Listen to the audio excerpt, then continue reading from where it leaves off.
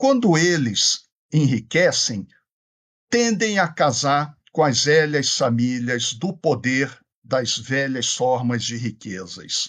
É um dado impressionante. No Brasil, a gente acompanha, sempre procuramos mapear as genealogias, as estruturas familiares, agora também da nova lista Forbes, como a mais jovem bilionária do mundo, é a Lívia Voigt, que é aqui de Jaraguá do Sul, da WEG, que é uma empresa que existe há poucas décadas, mas a gente começa a mapear alguns ramos, são 3 fundadores da WEG, alguns já vão casando com velhas famílias do poder, também de Santa Catarina, que vem desde o período colonial.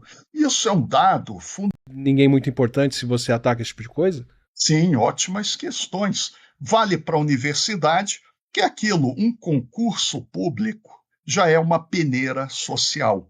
É uma forma de seleção, de classificação dos grupos que tenham mais capitais sociais. E um dos principais capitais sociais já é uma escolaridade elitizada, ter tempo para estudar, se dedicar para um concurso, ter toda a lógica das questões que cairão nos concursos, e aí é uma seleção que é uma peneira social já delimitando quem tende a passar, não apenas nas universidades, mas em todas as instituições. Forças Armadas militares. Quem passava no concurso para oficial era também um grupo relacionado com as classes mais elevadas. Tanto que o Lima Barreto, no início do século passado, ele falava: a oficialidade brasileira parece de um país e soldados, praças de outro, e sempre no Brasil entra ao lado da desigualdade social a questão da cor.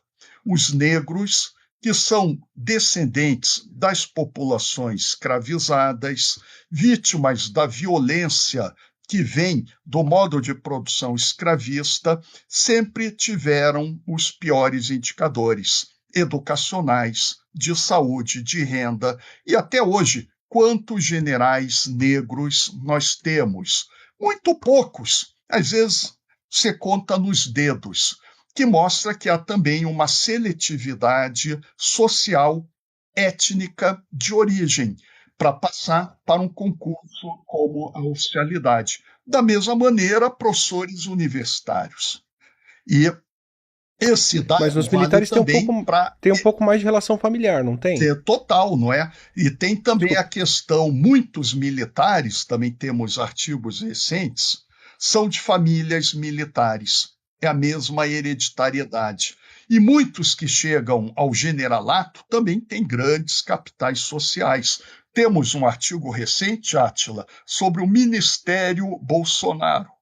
Todos militares, oficiais generais no Ministério Bolsonaro, eram de famílias militares ou ligadas a forças de segurança. O único que não era o Pazuello, o pai é considerado um dos homens mais ricos empresários de Manaus, onde era até equitação, cavalos, você vê, em Manaus, cidade equatorial, e é também todos os outros, o general Mourão, que era o vice hoje no Senado, é de uma família política também militar, vem do Piauí para o Rio Grande do Sul, vão casando também com outras famílias importantes do sul do Rio Grande do Sul. Quando a gente vê o general Vilas Boas, teve um papel muito importante no golpe contra Dilma, como o general Etchegóin, eles já se conheciam desde criança, porque os pais eram oficiais e já conviviam, eram amigos.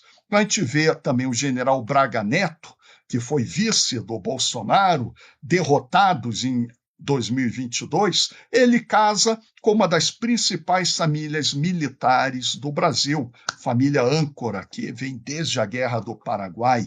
E todos a gente vai observando, os generais militares, a maioria tende a ter capitais sociais.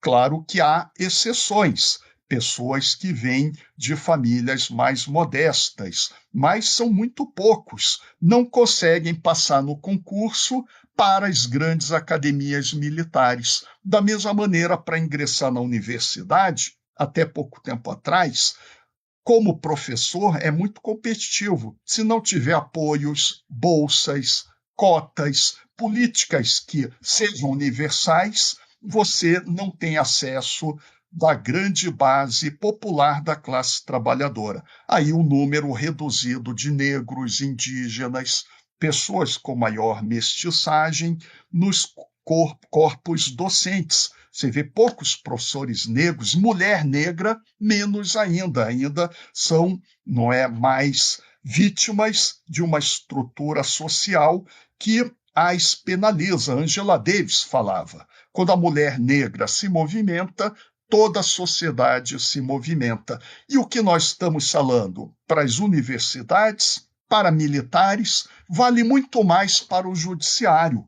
Quem é que passa num concurso para a magistratura, para o Ministério Público?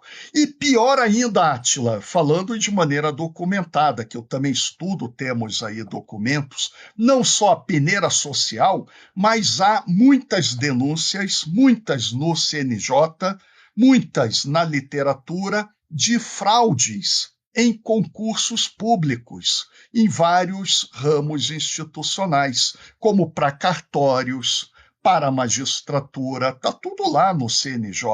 Você pode levantar em vários estados, às vezes o concurso chega até a ser suspenso.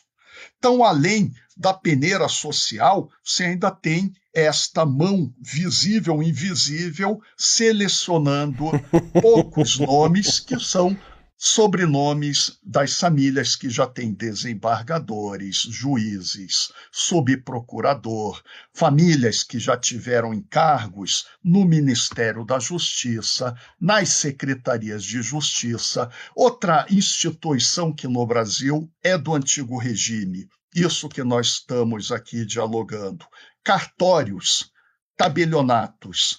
Nesse sentido, é outra jabuticaba brasileira.